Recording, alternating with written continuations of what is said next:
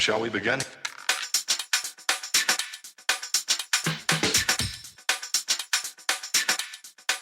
Let's begin now.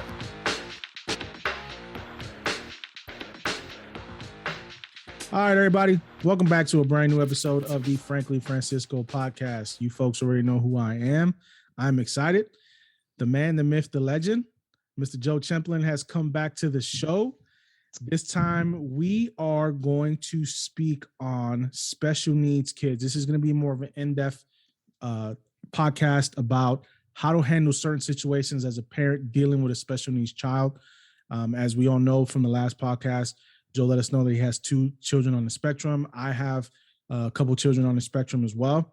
So this was a very important episode that I wanted to get out because a lot of parents sometimes don't know how to deal with this stuff. So Joe, please enlighten us a little bit, man. Let us know some of the ins and outs and some of the pressure that comes along with having a special needs child. So the big thing is getting the diagnosis so that you actually know. So before my youngest was diagnosed, he was diagnosed in October-ish, November-ish. The year before, he was in kindergarten, and his teacher, who was in her last year, realized that he was special needs, but didn't tell us, didn't say anything. So she was using a lot of the strategies that I've learned since then, and we weren't aware of it. So he had a good year, and she did things like having like a weighted blanket for him that was on his legs and stuff like that. And she let us know that it seems like he's having trouble seeing. So that's why we got his eyes tested, and it turned out they had horrible eyesight in addition to ADHD and autism. So it was like having a drunk teenager in Las Vegas was what his experience in school was. Wow. But that summer, he got thrown out of 3 different programs in a 3-week time period. So like on my birthday, I show up to pick him up from the camp that he's at with his older brothers, and they're like, you have to take him away, he's not allowed here, because he was throwing rocks at kids and he spat at somebody, which looking back, those are behaviors of a kid with autism reacting because they don't understand and are out of control. But at that point, I had no clue. And so like I yell at him because I'm all upset. It ruined my birthday, literally. And, some old biddy saw it and called CPS. So I had to deal with that all summer long, of people coming to my house to make sure I wasn't a bad parent and all that. So just all that angst and energy and, confusion. After the start of the school year, his teacher's like, hey, he's doing this and all this. You need to go get him tested for autism. And it took another couple of weeks to get him on in. But then we had the diagnosis and the ADHD. And it was like, okay, now we can start figuring out a plan. Now we can understand. So getting that diagnosis first is something that I think is very important, because I can't tell you the number of kids who are not diagnosed until much later. I mean, my one son, my oldest, who's on the spectrum, he's in Asperger's in addition to being bipolar. He was not diagnosed until a couple of years after Colin, because I'm like, he's got these tendencies.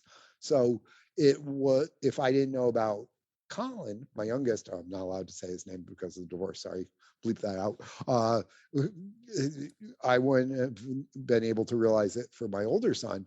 And so after learning that and being able to see it, one of the ladies on my running team, she's telling me stories about her son and things and that. And I sat down and, spent a little bit of time with him. I'm like, he is probably on the spectrum. Go get him tested. And she did. And he was able to start getting the help that he needed. So it is, there's this stigma still that's 20 years old of, this issue. Special needs kids, we're all special needs in some way. We all have these different sliders, like on a audio mixing deck, of where things are for us. And some kids, it's just slid really far in particular directions, and that is now interpreted as special needs. And so it's just, you need to treat and interact with them a little bit differently, understanding the way they process. So absolutely, I agree with you 100% that there's a stigma still around this because a lot of schools don't know how to handle this. So what they do is they just stick them in special ed and don't realize a lot of these kids who are on the spectrum are actually geniuses that are not their talents are not being cultivated and their brain is not being used properly because the schools don't know how to handle their temperament. They don't know how I to went calm to them down. engineering school, and engineers are overrepresentative of people with Asperger's. And I was actually a physicist, and there were people who were straight up, several steps further down on the spectrum in my physics program. It's just the way it is. And so we actually see a tendency of kids on the spectrum to have incredibly high ability within the math and science realms. Well, look at Elon Musk, one of the richest, the richest man in the world. Yeah. He has Asperger's. So And he's not the first. If you look at technology leaders, it happens over and over again. I'd bet you Woz, one of the co-founders of Apple, he's probably on the spectrum someplace. And having like interacted with technology founders in a lot of ways. And here's the thing, as my son says, he's just a mutant and that happens to be his superpower. So if you look at it that way, any mutant that has a superpower also has weaknesses that go along with it. He just happens to have a slightly lower capacity to recognize and understand human emotions and the curves that life has. So we just spend some time to work on that so that he understands. And over time, he was mainstreamed in school and he still needs a little bit of extra help. But most of these kids have the capacity to function as long as there is some awareness around those components that they need a little extra in some areas because they are so powerful in other ones. And finding the right place for them in terms of understanding their capabilities is something that if we embrace it more, we're actually going to have a much higher functional level society, whether it's kids on the spectrum or people with like emotional needs, or people with, one of my closest friends, her kids had childhood diabetes. And so that's special needs in an entire different capacity. Or my friend Jen, who's got a son with a rare form of brain cancer, which has impacted him. Those are special needs in different ways that impact how those kids grow, how those kids development, the needs that they have in terms of support, but also how they can ultimately contribute to society. So as a parent, like I am, with my son, my youngest son, he's on the spectrum. They believe it's Asperger's. This kid, he's smart. He's a smart kid, but he screams like you wouldn't believe, and he's just playing. It's not like he's doing it on purpose. So as a parent, what techniques? Because sometimes it drives me up the wall, and I have to step back and say it's not his fault. You know what I mean? But how do we go about what are some of the techniques that we can get to try to calm him down or try to reset him where it's not going to upset us and it's not going to upset him?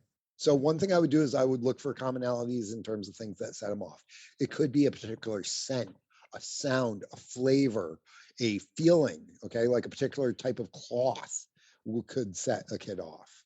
So understanding the sensory overloads that he might be having.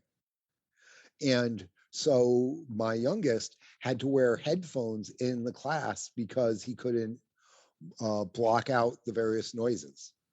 And so it was just overwhelming. And his eyesight was really bad, so he needed the glasses, which allowed him to focus. Sometimes they found that almost swaddling really helps them out. So my kid still likes wearing a mask, even though he doesn't have to, because it provides that pressure that makes him feel comfortable. There's a reason why you swaddle babies and make them really tight. You make a baby burrito, basically, because it helps them sleep. So weighted blankets, a weighted vest helped him out because it just pressed down enough to calm him. So these are some things. One of the big things I do with my youngest is we literally have the reset button. So sometimes he gets up and he literally got up on the wrong side of the bed, and it is horrible. He's a monster. I love him dearly, but oh God, is he a monster? And so what I tell him is, hey, we're hitting the reset button. And we put him, I hit the reset button. I put him back in bed. He puts his glasses over. He, gets under the covers. I turn out the lights. I walk on out. He, literally tries to go back to sleep or just calms down. And he picked up some breathing techniques from Taekwondo, which is very, very good for special needs kids if there's a good instructor that understands it. So he'd take a whole bunch of deep breaths, get himself calm and resituated. I'd come in, I'd wake him up as if it was a brand new day. So my wife, that also gave me time to calm down too. So I no longer wanted to strangle him. So my wife does this with my son, but she does it in the afternoon. So she's found that she's had to put him down for a nap for him to calm. Cause if he wakes up cranky, see, they have school, so she can't lay him back down, when there's school. So what she does is when school's done, she'll lay him down for a nap. And it's basically his reset button, you know what I mean? To calm him down, to get up, and he's fine afterwards. And here's why I would answer to your saying that you can't do it on days of school. Shift his schedule by 15 minutes earlier. And that builds in that cushion, because if he gets up and he has that bad start, then you can put him back to bed and get him out and still be able to get him off to the bus or whatever. And so having cushion built in is one of the things that I picked up from my good friend Jason, whose son is 16 years old and he's almost nonverbal in terms of his autism and still has some explosive issues. So Jason taught me to build in a lot of extra time throughout things and pre-plan stuff with your kid so that your kid understands, hey, when we get to here, if we're going to shopping, we might have to deal with some of these things so that they can think ahead. And it's almost like giving them a flow chart. Okay, if X happens, then Y and all this. So for example, with my youngest, we played this out. All right, your birthday is coming up. We're going to go to what you want to do for your birthday for dinner? I want to go to my favorite restaurant, Sunset. Okay, so that's our primary plan. What are we going to do if Sunset is closed? We play the what if game. Okay, we'll go to Henry's Dock. Okay, good. All right. And if that is closed also, do we have a backup? Do we need a backup? And my youngest is at an age where he's like, no, if both of them are closed, I don't want to go out for dinner. Okay. All right. So primary plan, secondary plan. Now we go to the restaurant that you want, your favorite restaurant. And what do you want to have for dinner? So he tends to know what he wants beforehand, because he always gets the same thing if possible. I want nachos. Okay, so nachos is plan A. What if they don't have that? What's your backup plan? I'm going to do X. Okay, and we don't have to go into like 500 layers, but just enough to give him a bit of a preliminary plan so that if things don't go exactly according to the script running in his head, there's not that meltdown. And those meltdowns happen when things don't go directly to their script, which is one of the reasons why a lot of kids on the spectrum don't like fiction. My son hated fiction because he likes X, Y, Z. And so in fiction, there's always the plot twist where something unexpected happens and it freaks them out. My son loves fiction. He loves superhero movies. He loves all that stuff. What tends to calm him down is he loves dogs. When I tell you this kid has an obsession with dogs, every stuffed animal he has is a different type of dog, and they're either all named Bud or Buddy. I mean, they're just that's his thing. That's his thing. That's what keeps him calm. Like, he's surrounded by it all the time. Like, he has a big stuffed dog animal on his bed. He has a little one that he carries. I just got him another one. You know what I mean? But because I know that's what he likes and that's what helps keep him calm. But there are times where he will have a meltdown out of nowhere, even if like there's nothing going on. Like, he'll just start going off and just start yelling at his brothers or start yelling, just being snappy out of nowhere. So in those type of situations, how do you go about resetting when there's really nothing, no reason for him to go off, but he has No a reason meltdown? that we can see, Right. but something happened. And so the goal is to get him calm enough Mhm. to be able to express what's going on and why.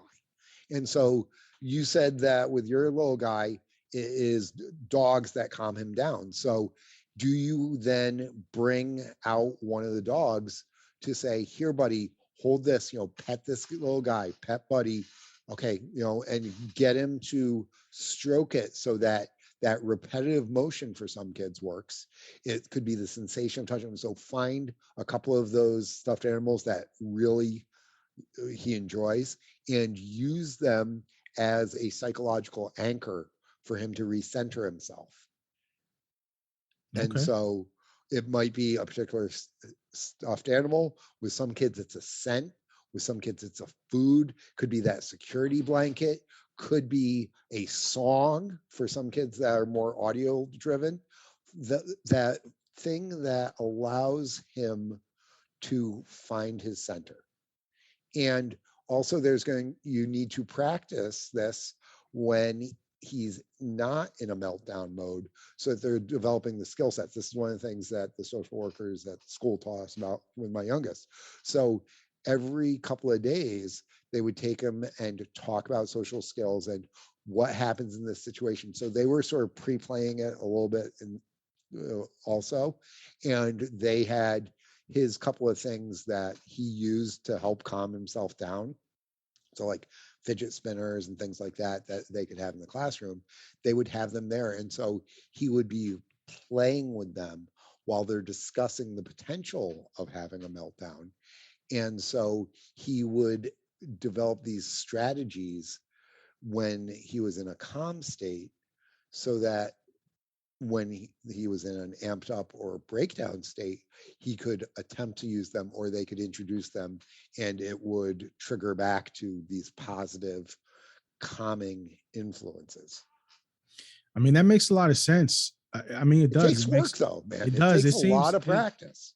Listen, my son is very bright. He's very intelligent, but sometimes sometimes it's hard to calm him down without, like I said, the easiest reset button that we have for him is sending him for a nap because that seems to work the best. Lay him down for an hour, he gets back up, he's feeling better, he's calm.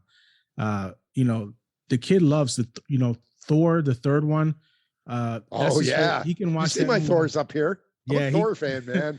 he can watch that movie 1,000 times, the third one, and never gets. I don't care how many times, he'll never get tired of watching that movie. So I think by the time this podcast comes out, the fourth Thor is going to be out. Yeah, the fourth Thor will be out. He's definitely going to see that. But it's like it's certain things that he can sit there if he likes the movie and it's a movie that he enjoy. He'll sit there quiet. You won't hear peep from him. So like on your phone, have a clip of Thor that you can pull up instantly and use that as a calming effect on him. So like I had a fraternity brother years ago. This is a story from college. Who he was ADHD and he would get out of control sometimes, and we would throw on Bob Ross. And the instant that he saw Bob Ross, oh, happy little trees, he would calm the hell down. This guy was a 6'6" Canadian. And so it's a stupid thing, but it's understanding that. It's like the Winter Soldier. They have the phrase to be able to turn him into the Winter Soldier, but there's also phrases to turn him off. Natasha Romanoff telling the Hulk, hey, the sun's going down, big guy. These are actual concepts that we can apply with our kids, but we can apply these concepts to ourselves. I mean, I hear the opening strains to Princes of the Universe, the theme to Highlander. That's my Flip the Switch song. I hear the opening phrase, I'm ready to go for business. I'm ready to walk on stage because I've used it to program myself mentally for 25 plus years. So bang, I'm ready to hit it. But there's also things that you can do to use the other side, the denouement, as it were, to calm down. And so you discover those and you have them within your toolbox that you can tap into. So I'm trying to, like, with my oldest was on medication for quite a few years, and we took him off when we started doing homeschooling. But he's going back to high school. He's at that age where he needs those social interactions with kids Yep. his own age. He needs to be out there and seeing other kids, but he has ADHD. I mean, this is factual. And he's at that age now. He's 15 now, where he has aggressive tendencies now, and out of nowhere, just being aggressive for no reason. So I am trying to find ways to, deal with him without being overly aggressive with him. So what techniques do you think would be for, especially for Martial somebody arts. that age? Martial arts for teenagers is one of the best things because it focuses them. Allows them to get their aggression out in a healthy manner, and they also learn what happens if you're overly aggressive. And so they get punched in the face with a glove. Guess what? They're going to understand it, so they're not going to start regular fights. I was thinking like a punching bag in the backyard or something for him to. That too, so that he's got a controlled way to get it out. But martial arts creates structure, and it gives him instruction so that he's going to do it properly. It gives him something to work towards with the rank system. They also, in the good schools, teach meditation. So they're teaching them strategies to calm themselves. And in a sparring situation, whether it's one step or free sparring or what have you, they need to control their aggression. Just wailing away on a punching bag, they don't need to have any control. They don't need to learn control. Gotcha. And sometimes wailing away on the bag is one of the best things in the world. I have a bag in my basement and I wail away on a regular basis. But it's that, okay, I can't go full out. I need to have control here. I need to calm myself so that I don't get hurt or I don't hurt somebody else. It is that in itself is a long-term strategy. And the focus and on fundamentals and the self-control aspects of the martial arts translate incredibly well. In South Korea, they teach Taekwondo in the school systems. Wow. And everybody does it. And there's a reason why they outperform the United States tremendously on any academic test that you look at. It's because they learn the hard work, the discipline, the repetition of the martial arts, which translates to the academic world, and they learn self-control, they learn self-confidence from accomplishing things instead of getting participation trophies. And they also get that daily exercise because our kids are not getting nearly enough exercise. I mean, they used to have kids have recess every single day. That went out the window. Anymore. They've cut back on gym. So kids have a much more sedentary lifestyle, and they're literally, these little balls of energy. So they need to find a way to utilize it. And martial arts is one of the ways to be able to focus it and push it out. The other thing is that, like I talk about in the book, is, consistent effort directed towards something worthwhile is one of the paths to happiness, but it's also creating your excellence. If you work on one thing for an hour every single day, I don't care if it's martial arts, I don't care if it's practicing an instrument, I don't care if it's learning a language, at the end of a couple of years, you're going to be excellent in it. And so giving them this opportunity to direct themselves towards something, and it's not like they rely on teammates to win the game like in soccer or baseball or anything else. This is they are developing themselves into a better version of them. And so with a good instructor who can understand and handle kids with ADHD or autism, like my youngest, his instructor was very good, which is why I brought my sons to him, then they can grow and develop into the versions of themselves that they have the potential to be. So what I like about where we are now as a society is we've developed techniques and ways to help our kids that we didn't know before. Because back when I was a kid, if I was acting out like that, I just get smacked across the head talking about, What are you doing?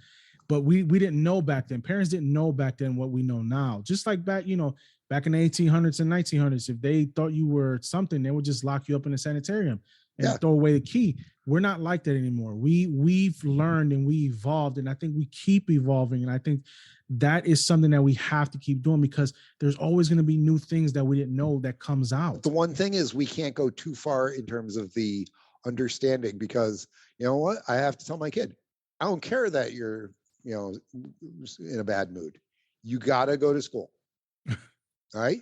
I don't care that you don't want to do it. You got to take a shower. You got to brush your teeth. These are non-negotiable. So we need to have this embracing of the individual and allowing them to operate within their own parameters, but there's got to be a certain acceptability threshold. No, my child, you need to shower every 2 days because you stink. Okay. So and when we embrace them, we are often giving up that core, that discipline, that standard.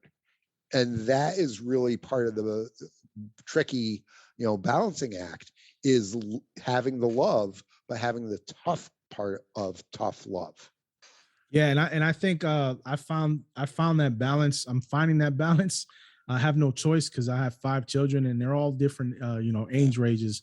My oldest 15, my twins 13, my daughter 8, my youngest is 7. The youngest one is the one that has issues as well, and so does one of my twins and my oldest. All my kids have ADHD. The only one that doesn't have ADHD is my daughter. Maybe it hasn't come out yet, but it's it could be that she exhibits it, because females exhibit ADHD in a different way than boys do. It's not the running around crazy, uncontrollable energy. Very often is the staring off into space, and in their mind they're riding the unicorn and they're off doing all these other things. So it's not as physical as with boys. So my goddaughter is ADHD, and so her dad is one of my best friends. We did graduate school together, physics and all this, and he's only got my goddaughter. So it's only one kid. It's not the 3 kids I have. And, boys and girls are very differently. But we talk about this is how it manifests. And I did not realize that was how it manifested until we were sitting down having a beer pre-COVID, so 3-4 years ago. And he was telling me about it. I'm like, oh, I never knew that. And so I went and studied it more, and I asked him questions, all this, and he asked about how it's manifesting with boys. And so it is different, but just as important. And girls don't get identified. They don't get medicated near as much, because if a boy has it and they're disrupting the classroom and turning stuff over and, lighting things on fire or, running out of the classroom, then that grabs the attention, versus the girl who's just sitting there, oh, and then why didn't you do your homework? Why didn't you finish the test? And so those could be signs for the parents of daughters that maybe their child should be checked out for these situations. So for me, listen, I don't care what my kids have. I always encourage my kids, no matter what, you guys can be whatever you want to be. Don't let anybody tell you different. Don't let anybody put you down, say you can't. You can be whatever you want to be. You just have to, put your mind to it and get there. And sometimes a career might not work out for you. Go do something else. I did security for 12 years before I got into finance. You know what I mean? If I can make that shift, anybody can make that shift. You just have to put the work in. So before we get out of here, Joe, do you have anything that you're working on right now that you want to share with the public? I'm just continuing to work on the building and sharing everyday excellence, because one of the things that I want to do, and this is, you're going to say I'm crazy, but you know me well enough to say that I want to reach 100 million people in the next 12 months in some capacity with my message, where it's through podcasts like this, where it's through radio interviews, where it's through writing essays and articles, blog posts. People don't even need to buy my book. They can go to the website and they can get other ideas. There's an entire environment there designed to help people unlock their excellence. The book helps and gives a more guided focus. And yeah, that pays me versus the other things. But if I can reach 100 million people and have some form of positive impact on them, what's that going to do for those individuals? What's that going to do for our communities? What's that going to do for our society if I can reach out and hit these many people, even on a tiny little basis, make their lives 0.5% better overall? What's that going to do for our community, our country, our world? So that's really where my drive is at this point.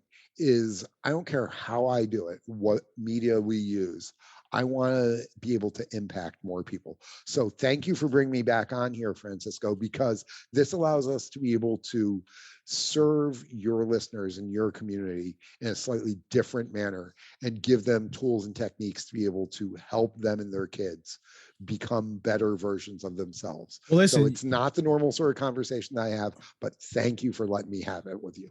Listen, you're a man of many talents. So I'm going to be, me and you're going to be you're going to be a regular on the show. So we're going to have you on quite a few more times. I love it. So, we can just always pick a different subject because you've done so much. But before we jump off, I like to tell everybody, like I always tell everybody, if you found your purpose, no matter what anybody says to you, live it. Thank you folks for tuning in. We'll talk to you next time. Have a good night.